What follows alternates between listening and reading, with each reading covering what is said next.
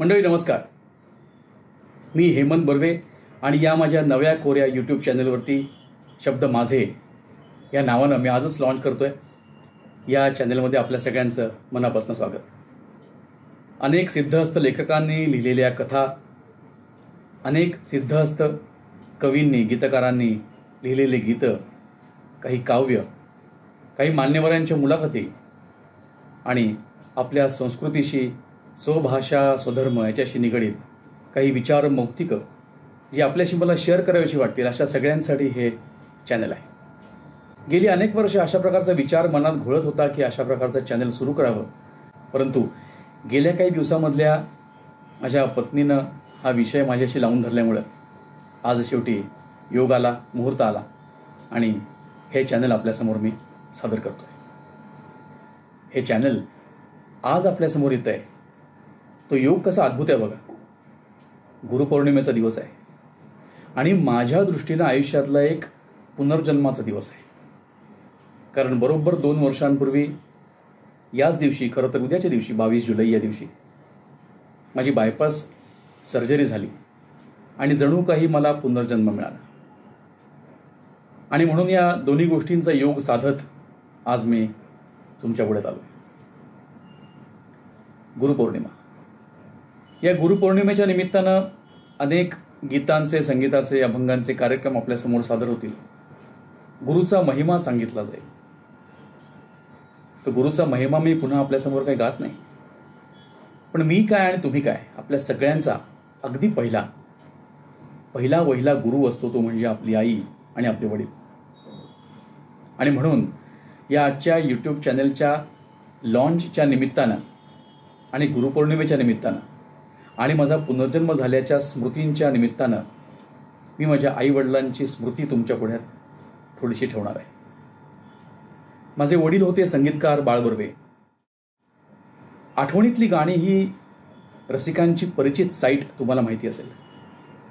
त्या आठवणीतली गाणीवरती संगीतकार ह्या विषयामध्ये बाळ बर्वे हे नाव शोधा. ते माझे वडील. त्यांनी संगीतबद्ध केलेल्या गीतांपैकी एक 20-30% गाणी आठवणीतली गाणीवरती अपलोड करण्यामध्ये मला यश आलेलं आहे. कारण कसं की तो काळ जुना होता, त्यामुळे आकाशवाणी, दूरदर्शन, HMV यासाठी केलेली गाणी ऑडिओ स्वरूपात चांगली मिळवणं की जेणेकरून ते अपलोड करता येतील जर अवघड काम होतं. आणि माझी आई वीणा बर्वे आकाशवाणीवरती गायची. माझे वडील बाळ बर्वे आणि माझी आई वीणा बर्वे यांनी संगीत विषयाचं बाळकडू माझ्यामध्ये, आम्हा तिघा भावंडांमध्ये जे उतलं त्याला त्या दोघांच्या तशा निवर्तण्यानंतर थोडेसे बरे दिवस आले. मी माझ्या कवितेच्या निवेदनाच्या प्रवासामध्ये निवेदन करता करता कसं व्हायचं की इतर अनेक मान्यवर कवींच्या कविता, काही उतारे यांचा उपयोग निवेदक नेहमीच करत असतात, पण हे करता करता नकळत काही कविता माझ्याकडून लिहिल्या गेल्या. त्यातली एक कविता माझ्या आईवरती होती. मी ती आपल्यासमोर सादर करतो. आई.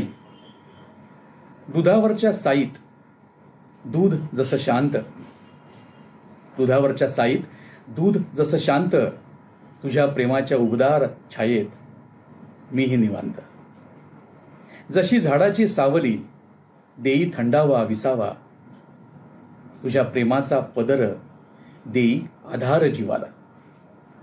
जशी सावलीत धग उन्हाची मालवते, जशी सावलीत धग उन्हाची मालवते, सहवासात तुझिया मज माया गवसते, तुझ्या प्रेमाच्या उबदार छायेत मीही निवांत, दुधावरच्या जाड साईत दूध जसं शांत. या आईवरच्या कवितेच्या सोबतच मी माझ्या वडिलांवरती एक कविता केली. मला वाटतं की ही कविता ऐकणाऱ्या प्रत्येकाला तुमच्या आईमध्ये आणि वडिलांमध्ये हे शब्द असेच्या असे दुर्गोच्चार होताना दिसतील. वडिलांविषयी लिहिताना मी असं म्हटलं होतं की पदोपदी पाठीवरी एक उबदार हात, पदोपदी पाठीवरी एक उबदार हात, शब्द मोजके बोलके आणि वात्सल्य नेत्रात, माथ्यावरी क्षणोक्षणी एक छत्र आधाराचे, माथ्यावरी क्षणोक्षणी एक छत्र आधाराचे, कधी गुरु कधी बंधू, कधी मैत्र ही प्रेमाचे. कधी कौतुकाचे शब्द, कधी टीका कधी धीर, कधी कौतुकाचे शब्द, कधी टीका कधी धीर, कधी राग कधी थट्टा, ज्यात स्नेहाचाच सूर. पिता म्हणता आदर, पिता प्रेमाचे आगर. पिता म्हणता आदर, पिता प्रेमाचे आगर. एक हक्काचा आधार, ज्याच्या उभेमध्ये घर. एका स्पर्शात तुमच्या मला गवसत सार. पिता म्हणता आदर, पिता प्रेमाचे आगर. या 2 कवितांच्या माध्यमातून मी माझ्या आईवडिलांना एक शब्दांजली आपल्या सगळ्यांच्या साक्षीनं अर्पण करतो आजच्या गुरुपौर्णिमेच्या दिवशी. आणि हे माझं चॅनल शब्द माझे तुम्ही सबस्क्राईब करावं, लाईक करावं अशी माझी मनापासूनची इच्छा आहे. आणि आम्ही लहान होतो तेव्हा संघाच्या शाखेत जेव्हा जायचो की नाही, तेव्हा एक दिवस असायचा उपस्थिती दिन. आणि त्या उपस्थिती दिनाच्या दिवशी आम्हाला सगळ्यांना स्वयंसेवकांना असं आवाहन करण्यात यायचं की उद्या येताना प्रत्येकाने आपल्यासोबत एक स्वयंसेवक आणायचा, मित्र असेल, परिचित असेल. आणि त्या 25-30 मुलांच्या शाखेत दुसऱ्या दिवशी उपस्थिती दिनाच्या दिवशी 50-55-60 जण जमा व्हायचे. माझी तुम्हाला तशीच विनंती आहे की हे चॅनल तुम्ही लाईक आणि सबस्क्राईब करालच, पण ते तुमच्या एका मित्र किंवा मैत्रिणीला शेअर करा, त्यांना पण लाईक करू दे. आणि या शब्दांच्या यात्रेत, शब्दांच्या जत्रेत आपण सगळेजण सामील होऊया. आजवरचा माझा प्रवास हा अगदी थोडक्यात ब्रीफ करायचा झाला तर, कारण कसं आहे की पहिल्याच एपिसोडमध्ये ही व्यक्ती बोलणारी कोण आहे सगळ्यांनाच माहिती नसतं, सगळेजण भेटलेले नसतात, कधीच माझं निवेदन ऐकलेलं आहे असं नसतं. अगदी सुरुवातीपासून थोडक्यात आढावा घ्यायचा अगदी 2 मिनिटात तर इंजिनिअरिंगची डिग्री पुण्यातनं घेतल्यानंतर MITतनं काही वर्ष नोकरी केली, साधारण 10 वर्ष. साईड बाय साईड गंधार कार्यक्रम सुरू केला, साईड बाय साईड मॉडेलिंग सुरू केलं. आणि गंधार कार्यक्रम सुरू केल्यानंतर 6 महिन्यात आमचे 25 कार्यक्रम झाले. आणखीन त्याच सुमारास अचानकपणे माझे वडील गेले. वडील गेल्यावर त्यांच्या एका मित्रांनी मला LICची एजन्सी दिली, काही वर्ष LIC एजन्सी चालवली, साईड बाय साईड नोकरी केली. आणि 2000 साली ही नोकरी कायमची सोडली. गंधारच्या निवेदनासोबत काही ट्रान्सलेशन्सची कामं, काही कोरसमध्ये सिंगिंग, काही मॉडेलिंग, काही मालिकांमधून कामं, असं करत करत 2000 मध्ये नोकरी सोडल्यानंतर फुल फ्लेज या क्षेत्रामध्ये आलो. नोकरी करता करता कार्यक्रम करणं, मॉडेलिंग करणं अशी कसरत नोकरी सोडल्यानंतर बंद झाली.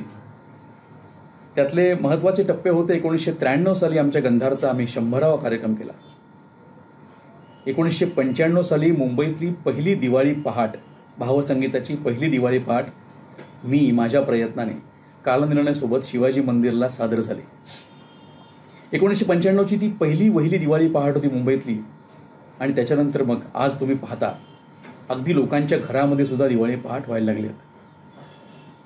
पण 1995ची पहिली वहिली दिवाळी पहाट करण्याचा मुंबईतला मान, भावसंगीताची दिवाळी पहाट करण्याचा मान माझ्या षड्जपंचम संस्थेकडे जातो, गंधार कार्यक्रमाकडे जातो. त्यानंतर 2007 साली गंधारचा 1000वा कार्यक्रम झाला. त्याच्या आधी 2004 आणि 2005 या 2 वर्षे केसरी टूर्स बरोबर मी आणि माझा 5 जणांचा ग्रुप गंधारचा काश्मीरला 70 दिवस आणि 2005 साली नैनितालला 70 दिवस असा मुक्काम केला.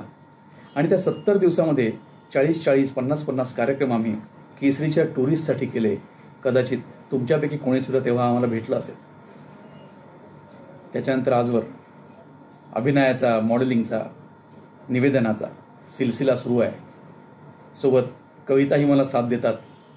आणि आज हे नवीन पुष्प 2024 साली यूट्यूबवरच्या शब्द माझे या यूट्यूब चॅनलचं मी वाट पाहीन. प्रत्येक एपिसोडला तुम्ही पाहाल अशी आशा करीन. आणि सबस्क्रायबर्स तुमच्यासारखे या शब्द माझेच्या यात्रेत मला खूप मिळतील अशी आशा व्यक्त करून तुमचा निरोप घेतो. धन्यवाद.